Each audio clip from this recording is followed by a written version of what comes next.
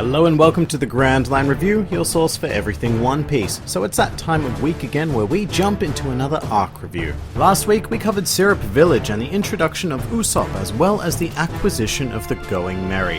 And today we're going to jump into the wonderful floating restaurant of Baratie. The Baratie arc is the fourth story told in the One Piece series, spanning 27 manga chapters and 12 anime episodes. And this is where I'd like to say that One Piece starts to get serious. Up until this point, the series had been fairly light-hearted and adventurous, at least outside of flashbacks, but there was no real sense of this fictional world being particularly dangerous. Well, Baratie is here to change all of that. But starting off with the location, I love everything about this floating restaurant. It's a phenomenal idea and something that seems incredibly natural in a series about piracy. The fighting chefs who live and work aboard the restaurant are also really cool and quirky, especially the head chef Zeph and his amazingly tall hat.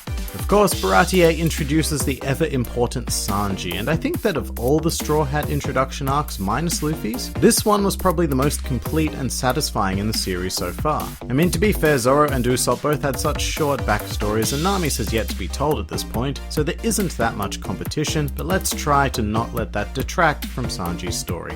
Oda really uses Sanji to get to the heart of what it means to take pride in being a cook. His flashback of being stranded with Zeph on the tiny island on the verge of starvation really told me everything I need to know about why Sanji believes what he does. And the shock of Zeph's decision to give Sanji all of the food and eat his own leg is a positively classic One Piece moment. A bizarre mixture of heartbreak and heart warmth that only Oda could conjure. And to add to everything, Sanji just had a fantastic character design. He was the element of suave and a bit of sophistication that this crew of misfits was desperately missing, and his fighting style is perhaps the most visually captivating of any Straw Hat member to this point and beyond. To this day, I still love the idea of him only using his legs in battle, because being a cook is Sanji's #1 priority, and he cannot risk or sully his hands in battle. And I think this restriction led Oda to think a lot more creatively about how Sanji can fight effectively, with the results being stunning. However, while this arc definitely belongs to Sanji, there is just so much more at play during Baratie. And I'll cut right to the chase. His name is Dracule Mihawk. The appearance of the strongest swordsman in the world was an eye-opening experience that I don't think any of us expected when we first went through the series. Up until this point, we'd been led to believe that Zoro was a pretty badass swordsman who can handle himself in just about any situation.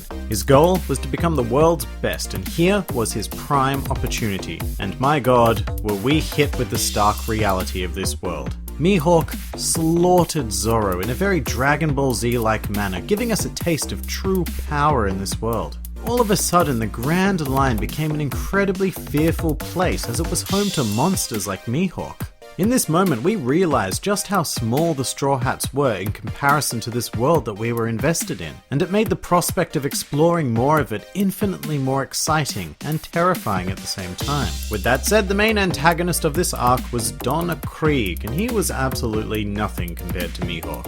So yeah, he wasn't the best villain, but the threat was still real. He led an impressive armada against Baratie and had some fascinating characters by his side. Gin in particular is still a favorite of mine due to his design and awesome fighting style. And you know what, I also forget that Gin actually defeated Sanji, which is no mean feat even at this early stage of the story. In fact, Gin is so cool that he makes up for what Don Krieg lacks as a primary antagonist. But you know, Don Krieg being a bit lacking is kind of the whole point of him when you think about it. Krieg's beliefs are in exact opposition to those of Luffy. He's the kind of guy who believes that he will win if he simply has more ships, more men, better weapons, and tougher armor. He doesn't put much stock in his own strength, and relies very much on trickery to overcome his enemies, which even earned him the nickname Foul Play Krieg. Then you look at Luffy, and during this arc he has nothing. No weapons, no armor, and even no crew members once they leave to chase Nami. All Luffy has is pure determination, and as it turns out, that's more than enough to win, at least in this case.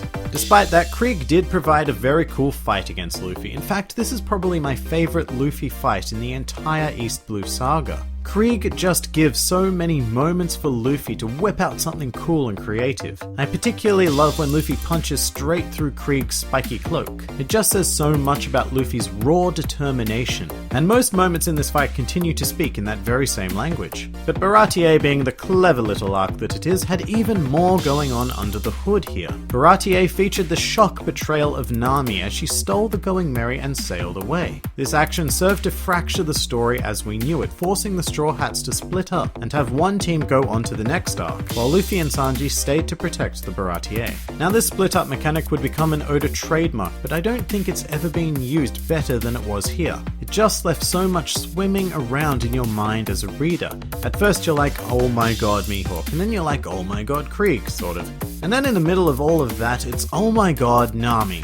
It was the perfect storm of chaos that kept me glued to the series as I proceeded to engulf it. Oh, and before I forget, it was also the Baratie arc that introduced us to Johnny and Yosaku. Now these two have very little relevance to the series as a whole, but they do definitely serve to make the world that little bit richer, rather than only following and interacting with our established characters. So they're good for exposition, but honestly, adding them to the series is completely worth it in my mind for a particular single moment that happens during the next arc. So yeah, I think that about does it for Baratie. This arc is highly enjoyable with a lot of shocking moments that really expand both the drama of the story and the world itself. Next time, we'll be taking a look at the Arlong arc, and ladies and gentlemen, this is what every arc before it had been building to, so we are certainly going to enjoy this one. And if you just so happen to enjoy this video, then feel free to like, favorite, or subscribe, and please do comment with your thoughts on the Baratie arc. This has been the Grand Line Review, and I'll see you next time.